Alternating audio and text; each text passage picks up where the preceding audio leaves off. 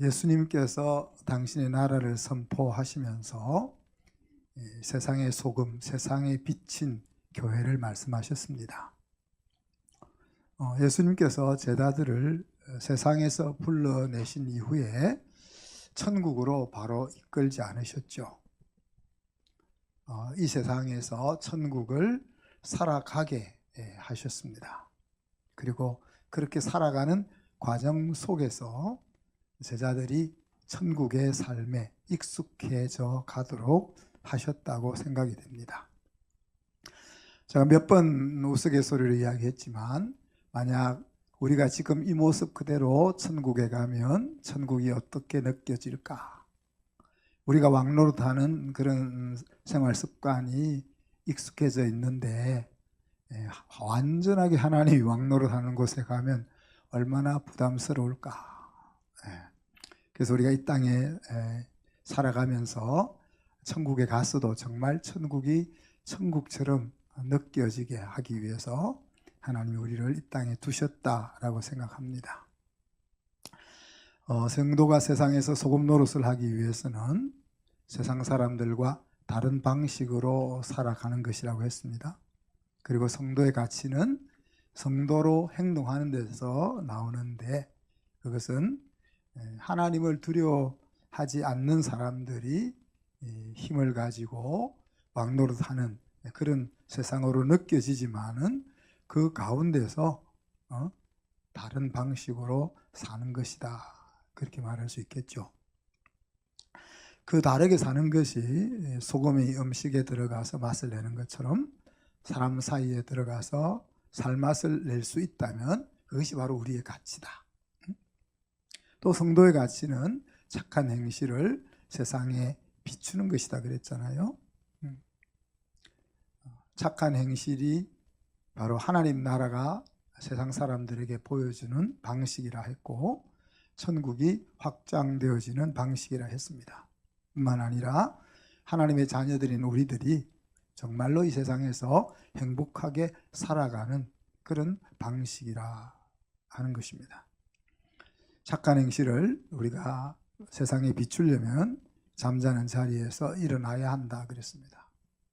우리가 하나님의 자녀라는 사실을 인식하지 않고 있는 것이 바로 누워있는 것, 잠자는 것이다 말했습니다.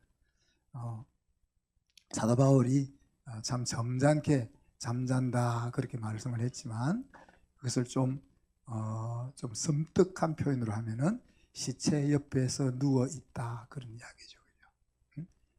그래서 우리가 내가 하나님의 DNA를 가지고 있는 존귀한 존재라 하는 것을 의식적으로 인지하지 않으면은 그것이 바로 어디요?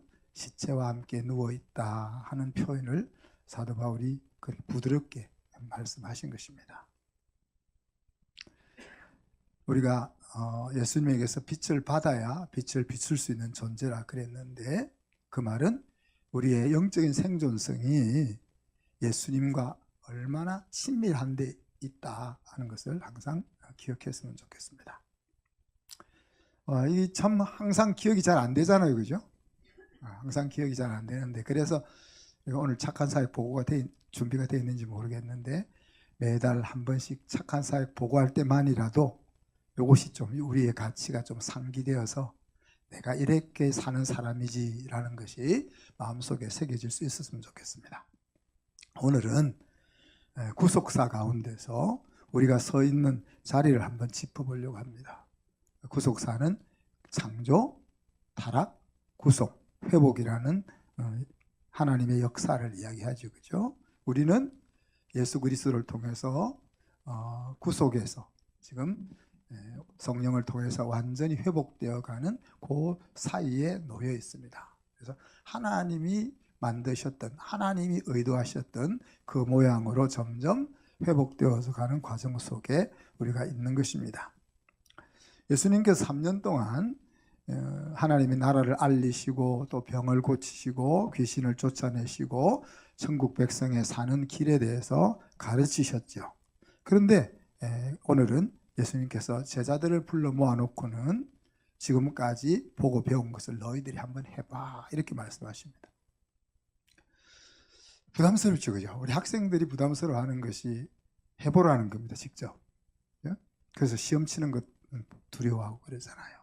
그렇지만 사실 교육에 있어서 가장 중요한 것은 배운 대로 해보는 겁니다. 그 이유는 가르치는 자와 배우는 자의 인식 코드가 다르기 때문에 그렇습니다. 우리 자녀를 양육할 때도 우리 자녀를 어떻게 대합니까? 내가 생각하고 내가 인지하고 내가 깨닫는 방식으로 자녀에게 말합니다. 그럴 수밖에 없죠. 내가 이렇게 배웠고 내가 이렇게 인지하고 하기 때문에 그렇게밖에 할 수가 없는 거예요. 그래서 신경을 안 쓰면은 그렇게 된다는 이야기예요. 신경을 엄청 써야 자녀가 인지하는 방식, 자녀에게 코드를 맞출 수 있는. 자녀들도 마찬가지죠. 자녀들도 자기들의 방식대로 부모한테 이야기합니다. 그러니 서로 코드가 안 맞는 일들이 항상 일어나는 거죠. 가르치는 교사가 어떤 생각을 가지고 그 말을 썼는지에 대해서 배우는 학생과 코드가 정확하게 일치하지 않습니다. 그죠? 그래서 해보게 하는 거예요. 해보게 하는 거예요. 야, 이거 내가 이렇게 가르쳤는데 문제 한번 풀어봐. 문제를 푸는 것을 보면 내가 가르친 것에 대해서 어느 정도 이해하고 있는지가 파악이 되잖아요. 그래서 교육에서 중요한 것이 배우는 것을 해보는 겁니다. 근데 이제 우리 학생들이 두려워하는 것이 왜 그렇습니까? 하다가 틀리면 어떡하나? 예? 잘못하면 어떡하나? 하는 생각이죠. 그죠? 근데 이런 생각은 참 어리석다. 어리석은 생각. 아빠가 이거 좀 해봐. 그러면 네, 해볼게요. 해보다가 잘못하면 아빠 잘못했어요. 어떻게 해요? 이렇게 하면 되는데 아이들이 시간이 좀 부족하다 보니까 두려워서 안 하려고 하는 거예요. 그럼 이제 엄마나 아빠는 또 그것 때문에 상처를 받아요. 애들만 상처받는 게 아니고 아이들도 부모들도 상처받잖아요. 그런데 사실 이 틀릴 수 있기 때문에 잘못할 수 있기 때문에 실습이 필요한 거잖아요. 그죠? 선생님 앞에서 실수할 수 있는 것은 큰 복입니다. 네. 왜요? 선생님 앞에서 잘못하면 선생님이 책임져 주시고 다시 바로 잡아주잖아요. 네? 부모 아래에 있을 때 아이들이 실수도 해보고 잘못도 해보고 하는 것이 복이다. 왜? 부모는 야단을 치지만은 그러나 그것을 바로 잡아주려고 하는 기본 자세가 되어 있잖아요. 그런데 이 실습을 시키면서 예수님께서 교회를 앞으로 세워나가야 될 12제자에게 귀신을 제어하고 병 고치는 능력과 권세를 주셨다 그랬습니다. 여기서 귀신이라 이러니까 좀 잡신 같은 느낌이 들잖아요. 근데 영어 성경이나 원어 성경에 보면 귀신이라기보다는 마귀들을 제어하는 그런 그 말이 더 좋을 것 같아요. 사람들을 힘들게 하는 두 가지가 마귀와 질병이라는 이야기입니다. 모든 것을 마귀의 소행이다 이렇게 말해버리면 우리가 할 말이 없죠. 그죠? 무조건 기도해. 그럼 할 말이 없잖아요. 할 말이 없기도 하지만 또 맞는 말이기도 합니다. 왜냐하면 사단은 우리 인생이 불행하게 되는 것에 가장 포커스가 맞춰져 있는 거죠. 하나님을 대적하는 데 포커스가 맞춰져 있는데 하나님을 대적할 수가 없으니까 하나님이 가장 아끼는 하나님의 자녀들을 힘들게 하는 것에 사탄의 인생을 뭐라고 하는 사탄의 삶의 방향이 꽂혀 있는 거죠. 그리고 제가 이제 목이 좀 갔잖아요.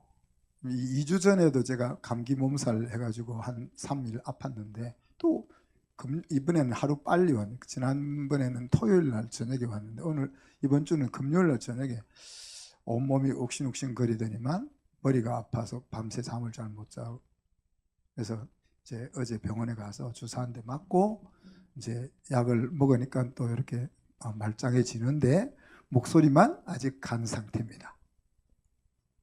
우리 집사람이 하는 말이 이제 당신이 늙어서 그렇다. 이제 근육이 다 사라져 가지고 옛날 같으면은 기초 체력을 가지고 뭐 그 정도 건드낼 텐데 이제 피곤하면 그렇게 온다. 나는 벌써 50대부터 그렇다. 이렇게 급을 주는데 우리 김신원 장로님 보면 안 그런 것 같거든요. 안 그런 것 같은데 하여튼 한 번 더 오면 그럴 수 있을 것 같아요. 제가 특히 조심을 좀 하려고 합니다. 이 몸이 약간 아프면은 힘들잖아요. 집안에 누군가 한 사람이 좀 아픈 사람이 있으면은 여러분 어떻습니까? 집안 분위기가 좀 가라앉잖아요. 그잖아요. 그런데 심각한 질병을 앓고 있는 사람이 가정에 있으면 어떻겠어요? 그래서 그래서 오늘 예수님이 마귀와 병을 고치는 능력과 권세를 주신 데는 그런 이유가 있다고 봅니다.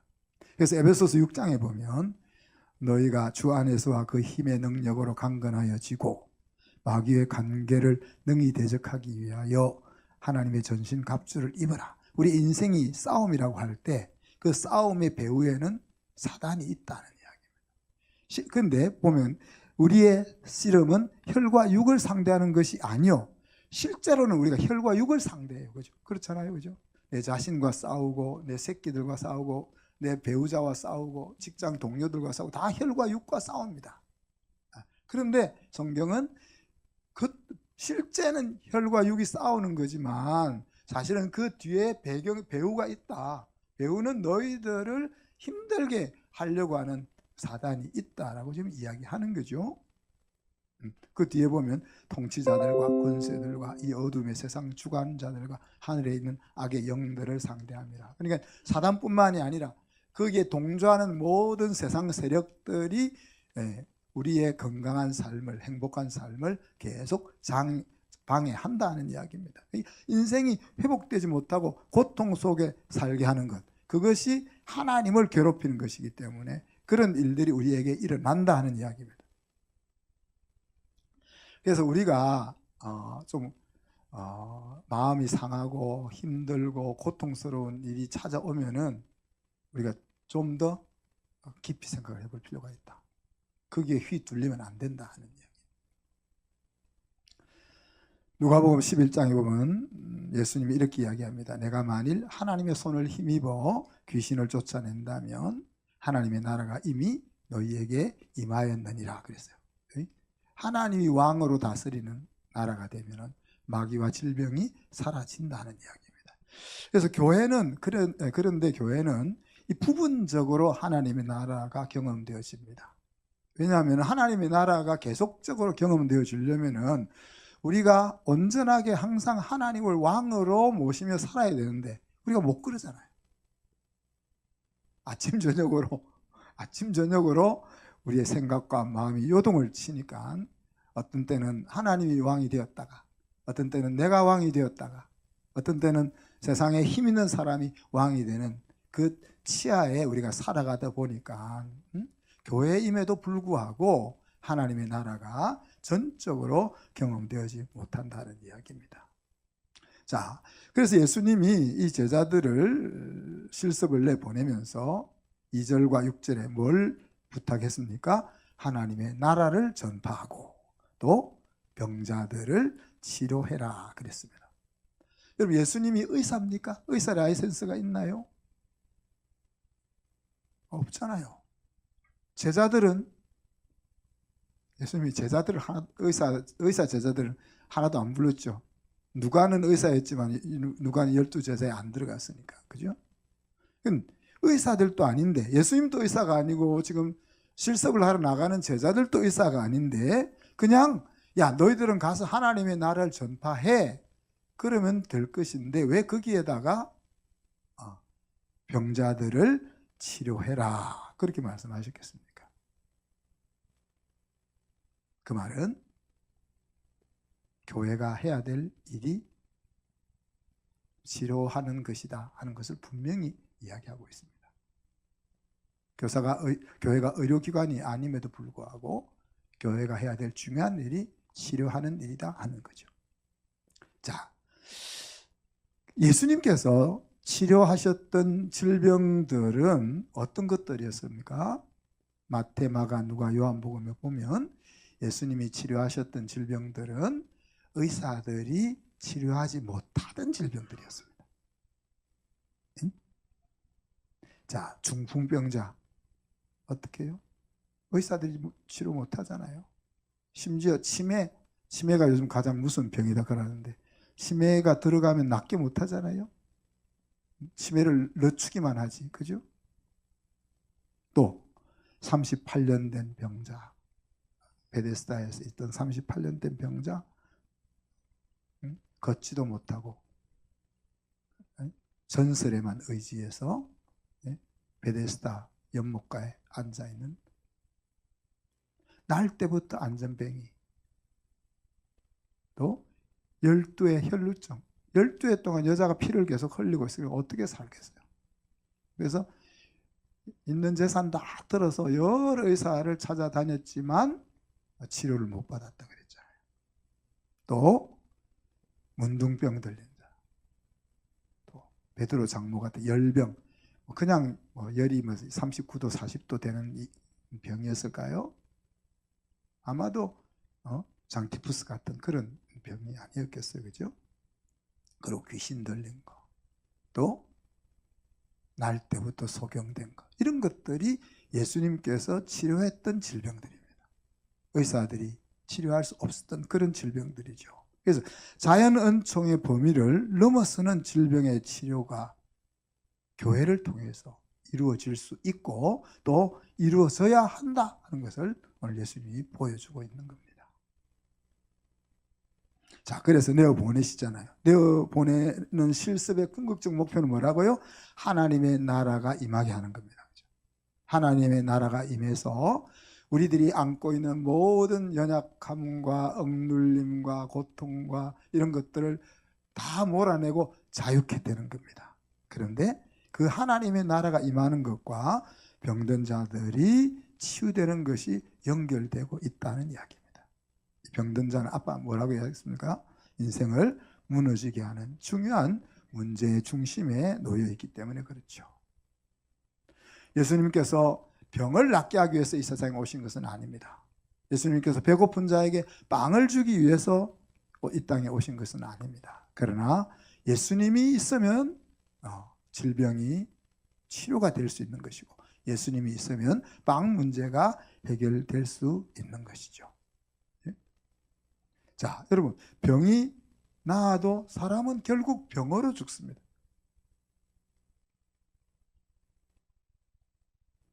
우리 이제 아버님, 어머님을 집에서 다 돌아가시게 했잖아요. 그 마지막 의사가 쓴 사망 원인이 뭐라고 써 있죠? 질병이 뭐라고 써 있죠, 사모님? 질병이 그러니까 죽어서가 아니지, 늙어서 기운이 진해서 죽는데 그거를 질병으로 인한 사망, 그렇게 적습니다.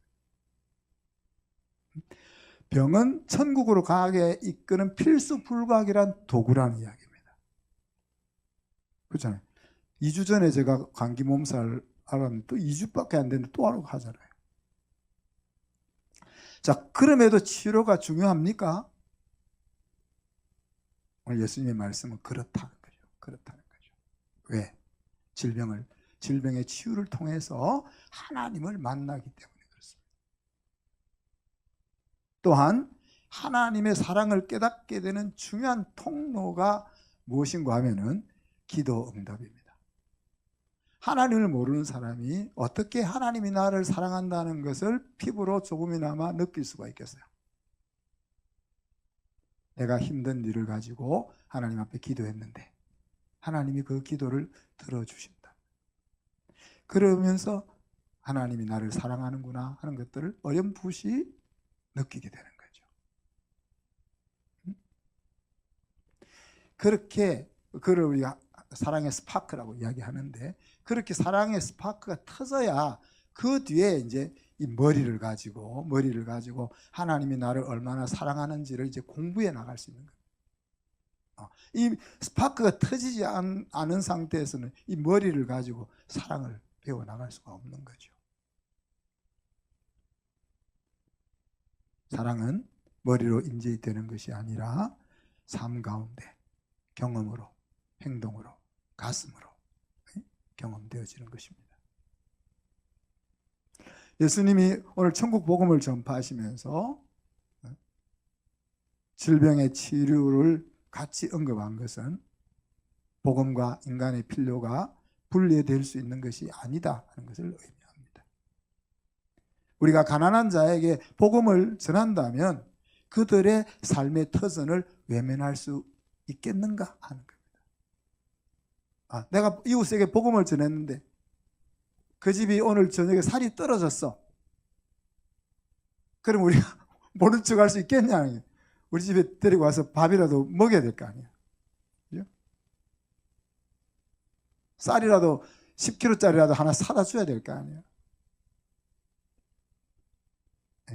마다가스카르에 우리가 복음을 전하면서 양계 사역을 통해서 그들의 생활이 회복되고, 대학 청년들이 다시 학업을 접었던 청년들이 대학을 가고, 또 자기들의 미래에 대한 희망을 가지는 것을 우리가 보게 될 때 그들의 인생에 희망을 주는 일에 우리가 관심을 가질 수 있겠냐 없겠냐 하는 이야기. 그래서 덥석 마다가스카르 장애인 자립 마을 프로젝트를 덥석 물고 온 거죠.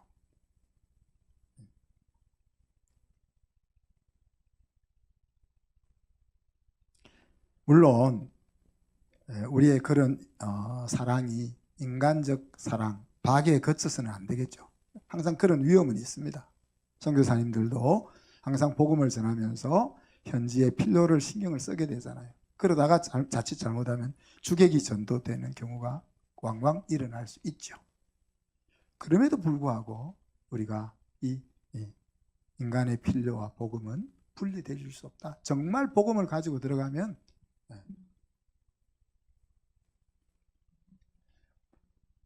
베드로와 요한이 성전 미문에 앉아서 구걸하는 안전뱅이에게 빵은 못 줬잖아요.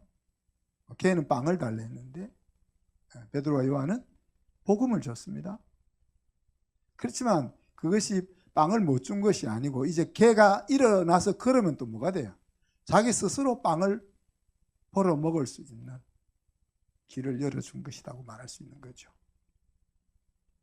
그래서 복음은 우리 인생이 겪는 모든 문제의 극복 원인이다 하는 이야기. 로마서 1장 16절에 뭐라고 했습니까? 복음은 모든 믿는 자들에게 구원을 주시는 하나님의 능력이 된다고 했습니다. 그래서 우리가 신앙생활하는 목표를 항상 생각해야 되겠죠. 목표는 하나님의 통치, 하나님이 왕이 되어서 다스리는 나라, 그거를 목표점으로 바라보지만 또 우리가 같이 생각해야 될 건 뭡니까? 복음을 받는 자들의 필요가 무엇이냐 하는 것들도 같이 생각하는 겁니다. 우리가 살아가면서 우리를 힘들게 하는 그런 이슈들에 있어서 신앙이 돌파구가 되어야만 뭐라는 거예요?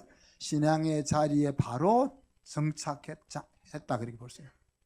나무가 옮겨져서 심기우면은 그죠? 심기우면은 그냥 가만 안 놓으면 죽거든요. 왜? 뿌리에 바람이 들어가서 죽는단 말이에요. 그러면은 흙으로 덮고 다지고 물을 듬뿍 줍니다. 그래서 물을 듬뿍 주어서 뿌리 사이에 그 공기 공간들을 다 흙으로 채워주는 거죠. 그리고 일정 기간이 지나서 그 나무가 뿌리를 내리고 살아갈 수 있는 여건을 확보하는 겁니다.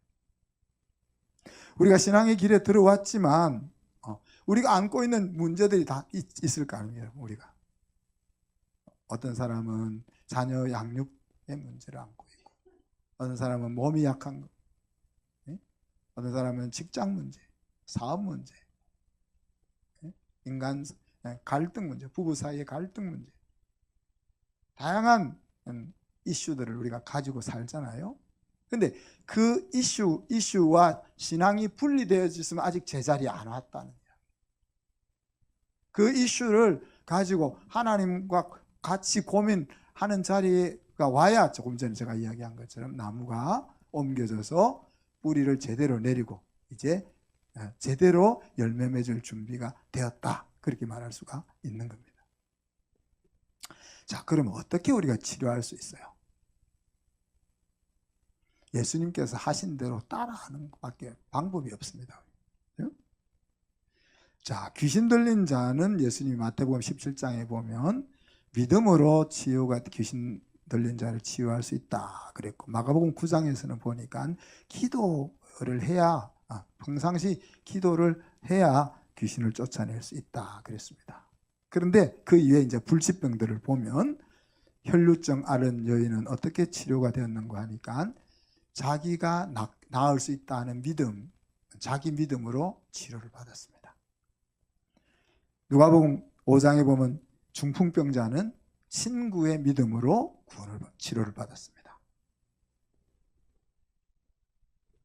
누가복음 7장에 가면 나인성 과부의 아들이 죽었는데, 그죠?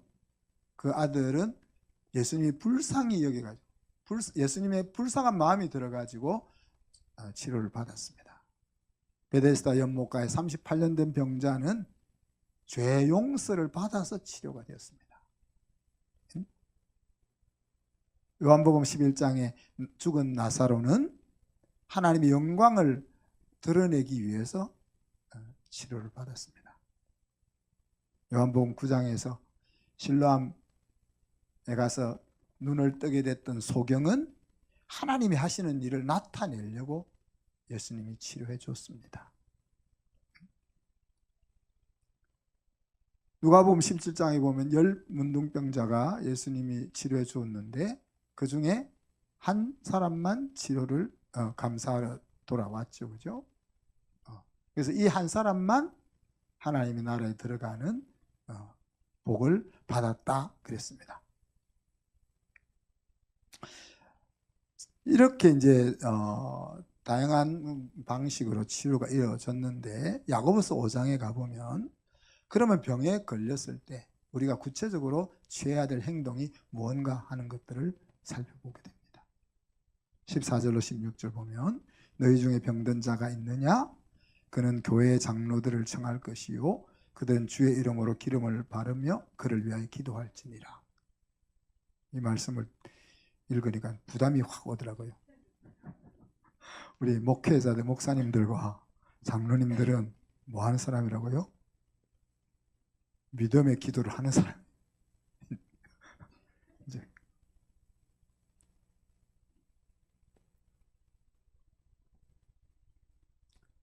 부담 가질 건 없을 것 같아요. 그 다음에 바로 나온 것이 그들은 주의 이름으로 기름을 바르며 그랬잖아요.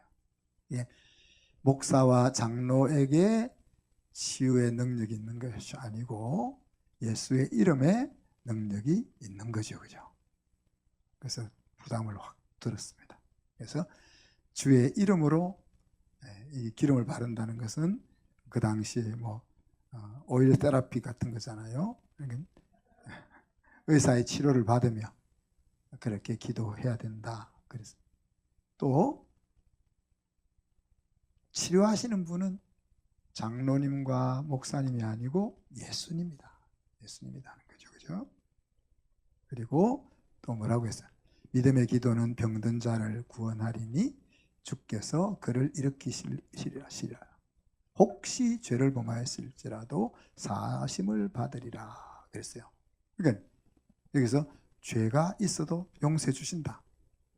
죄라는 것은 우리가 죄의 제일 바탕인 죄에 대해서 정의를 우리가 여러 개 내릴 수가 있는데, 제일 이렇게 밑바닥에 있는 정의를 말하자면 내가 왕이 되어서 생각한 것과 행동했던 것들이 죄의 뿌리가 되는 거죠. 자, 여기서 그 뒤에 바로 이어서 그러므로 너희 죄를 서로 고백하며 병이 낫기를 위하여 서로 기도하라 그랬는데, 여기서 죄는 그런 죄보다도 faults, 과실들을 이야기해요. 과실들.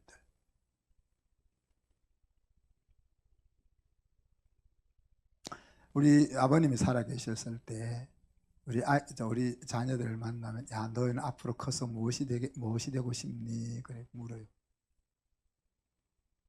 그러면 우리 둘째 딸은 부담이 아주 이 땀이 올라갑니다. 그 말이 왜 부담이 되는지 나는 전혀 이해를 못하겠는데 부담이 된답니다. 여러분도 그런가요? 저는 너 뭐 어떤 사람이 되고 싶냐? 그럼 난 이런 사람을 되고 싶어요. 이렇게 그냥 탁 나오겠는데 그 말이 부담이 된다는 거예요. 우리 아버님이 죄 지은 건 아니잖아요. 그 물어보 손녀한테 너 커서 뭐 되고 싶니? 이런 것은 우리 손녀를 격려하려고 한 말이지 손녀에게 부담 주려고 물은 거 아니잖아요. 그렇지만 손녀 입장에서는 폴트인 거죠. 왜? 그 말을 통해 손녀 마음에 상함을 입은 거예요. 그래서 제가 이런 걸 알고 나니까 애들한테 말도 제대로 못해. 말도 눈치고는 이 말을 하려면 얘가 지금 이 말을 받을 만한 때가 되었나 안 됐나 이런 거를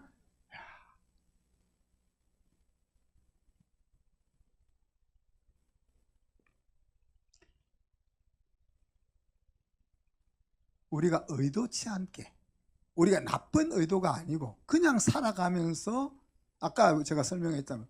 우리가 서로 다 코드가 다르기 때문에 내가 정말 이 사람을 위해서 한다고 한 말이 상처가 되는 수가 있는 거예요. 내가 요즘은 이제 다시는 그렇게 안 한다고 마음을 먹고 있는데 우리 대학 다닐 때 아주 친한 여자친구가 있었는데 한 30년 만에 만난 거예요. 근데 교장 선생님이 내가 있어가지고 내가 반가워가지고 말을 해야 되는데 뭐 특별한 말이 생각이 안 나고 그 아가씨가 대학 다닐 때는 엄청 날씬했거든요. 빼짝 말라 굶으면 날아갈 정도로 날씬했었는데 튼튼실하게 이렇게 변해가 있다.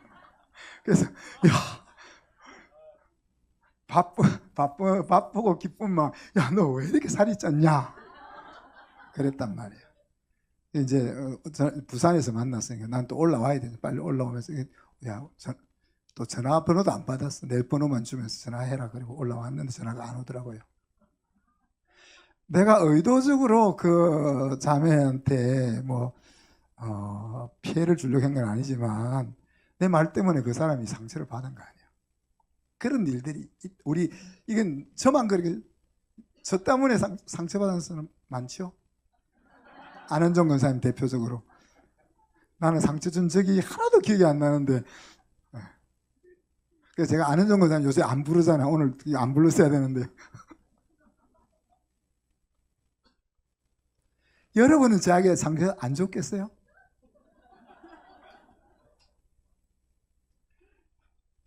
우리가 의도치 않지만은 서로를 어떤 때는 우리가 나쁜 마음을 먹어서 그러기도 하지만은 좋은 마음을 먹고 이야기하는 가운데서 얼마든지 우리가 폴트들이 오고 간단 말이에요. 네? 그런 걸 이야기합니다. 그런 거를 이야기하면서 뭐라고요? 그런 거를 서로 고백하며 병 낫기를 위해서 서로 기도해라 그랬습니다. 자, 목사와 장로가 기름을 바라며 기도하면 그런 죄도 용서해 주겠다 이렇게 말해놓고 나서 보니까 야고보 사도가 약간 자신감이 없었던 거지. 그래서 앞에 뭐를 붙여놨어요? 혹시 그랬고 또 뒤에 가서 한 번 더 도장을 찍는 게 뭐예요? 야 그렇지만 너희들도 서로 직접 사과하고 털어야 돼. 그렇게 이제 말을 하고 있는 겁니다. 그러면서 한번 그 말은 뭡니까? 우리가 서로 과실들을 고백한다는 말은 용서를 구하고 또 용서를 구하면 용서해 주고 이런 그래서 맺힌 관계가 없도록 그렇게 하면서 서로의 치유를 위해서 기도하는 것이다 그랬어요. 그 다음에 이제 또 의인의 강구는 역사하는 힘이 크다 그랬잖아요. 여기서 의인은 누구를 이야기하겠습니까? 지금 문맥상으로 서로 이렇게 교회 안에서 같은 성도로 살다가 서로 주고받는 대화나 행동 속에서 상처받은 그들이 그 과실들을 서로 잘못했다, 아니다, 괜찮다 이렇게 풀어나가는 사람들을 지금 의인으로 말씀하고 있는 거죠. 그죠? 대단히 거룩하고 신앙에 열심히 있고 능력이 있는 사람들을 말하는 것이 아니라 하나님이 왕이 되니까 보통 때 같은 뭘 지가 잘못했어 상처받는 사람이 문제지 무슨 내가 뭐 잘못된 말을 했냐 이렇게 할 수 있는데 그렇게 안 하고 그럴 수도 있었겠네 생각하면서 미안하다 하고 괜찮아 내가 뭐 속이 좁아서 그렇지 이렇게 주고받는 사람을 오늘 의인으로 그렇게 이야기했고 그런 사람의 기도가 뭐라고요? 역사하는 힘이 크다 그렇게 말하고 있는 겁니다. 이게 그러니까 치유하는 일이 누구의 일이라는 거예요? 교회의 일이다. 오늘 말씀의 엑스티킷은 그러면은 나는 병 고치는 능력과 권세를 사용할 것인가 하는 겁니다. 우리가 신유의 은사가 있으면 그 은사를 사용해서 기도하면 되겠지만 우리가 신유의 은사가 없어도 우리는 뭐가 있다는 거예요? 예수님께서 제자들에게 치유하는 능력과 권세를 주셨듯이 우리가 주님의 제자의 길을 걸어간다면 우리에게도 동일하게 치유의 능력과 권세를 주셨다는 거죠. 왜? 당신의 나라를 세우기 위해서. 능력은 힘입니다. 할 수 있는 힘입니다. 그죠? 권세는 뭡니까? 할 수 있는 권한을 주시는 겁니다. 할 수 없는 일을 시키는 스승은 없습니다. 여러분 힘이 있는데 권한이 없으면 정통성이 없다 그럽니다. 권한은 있는데 힘이 없으면 무능하다 그럽니다. 그래서 어떤 일을 진행할 때는 뭐요? 힘과 권한이 함께 있어야 합니다. 자, 이렇게 힘과 권한을 제자들은 사용했고 그 사용의 결과는 대단했죠. 그죠? 이 제자들이 갔던 촌락의 놀라운 치료의 역사가 일어났습니다. 어느 정도요? 오늘 읽진 않았지만 7, 8, 9절에 보면 세례 요한을 목을 쳐서 죽였던 헤롯 대왕이 놀랄 정도로 대단한 일들이 일어났습니다. 앞에서 언급했듯이 병이 나아도 우리는 또 병에 걸립니다.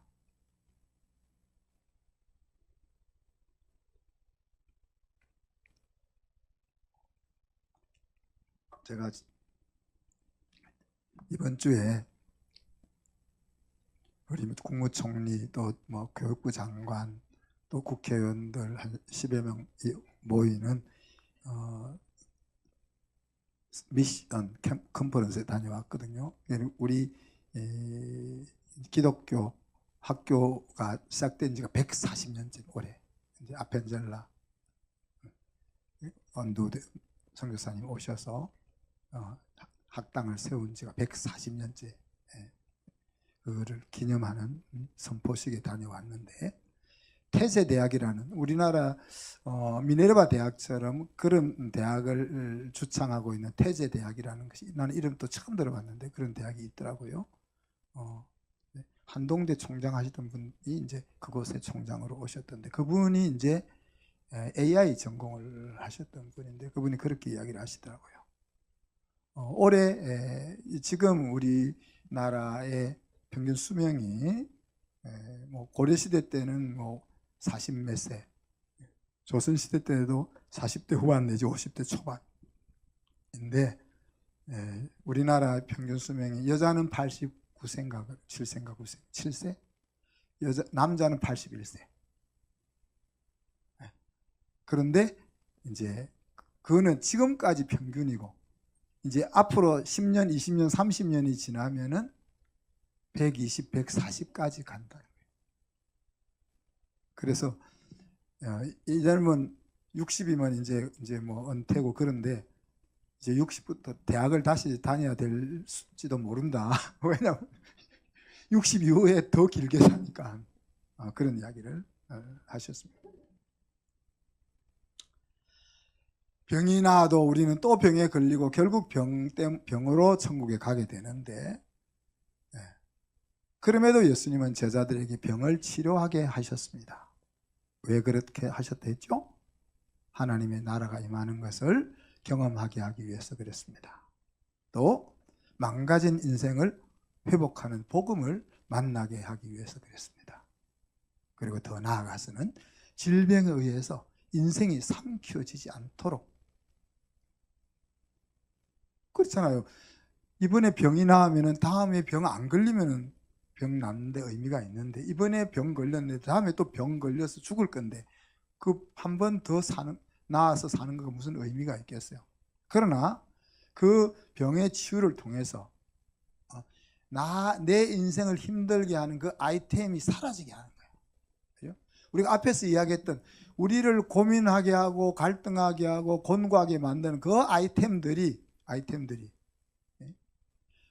하나님이 왕노릇하는 세계를 만나서 더 이상 그 아이템들이 내 인생을 어떻게 하지 못하는 그 자리로 우리를 이끌게 하기 위해서 이런 경험을 하게 하신다는 겁니다. 사도 바울은 이 말씀을 이렇게 소개합니다. 사망아, 너의 승리가 어디 있느냐? 사망아, 내가 쏘는 것이 어디 있느냐? 사망이 쏘는 것은 죄요, 죄의 권능은 율법이라. 우리 주 그리스도로 말미암아 우리에게 승리를 주시는 하나님께 감사하노라. 우리를 무너지게 하는 수많은 이슈들이 우리의 심령 속에, 우리의 인생 속에 살아서 계속 우리를 공격하지만 하나님의 나라가 임했던 것을 경험함으로써 더 이상 지금까지 내 인생을 힘들게 했던 그것이 내 마음속에 있는 하나님 나라의 그 기쁨을 앗아갈 수 없게 하는 놀라운 일들이 궁극적으로 우리들에게서 있기를 주님은 원하시는 거죠. 말씀 생각하면서 우리가 1-2분 동안 기도합시다. 하나님, 복음을 통해서 우리가 인생과 가정에 회복이 일어나게 하시고 치유를 통해서 우리가 겪고 있는 인생의 수많은 고통의 이슈들을 위하여 무너지지 않는 인생이 되게 해 주시옵소서. 같이 한번 기도합니다. 하나님, 사랑과 은혜를 감사합니다. 주님이 꿈꾸시는 교회는 복음과 함께 치유의 역사가 일어나는 공동체입니다. 우리에게 그 일을 위하여 치유하는 능력과 권세를 주심을 감사합니다. 저희들이 이 사실을 인지하게 하시고 교회 속에서 사용하게 하여 주옵소서.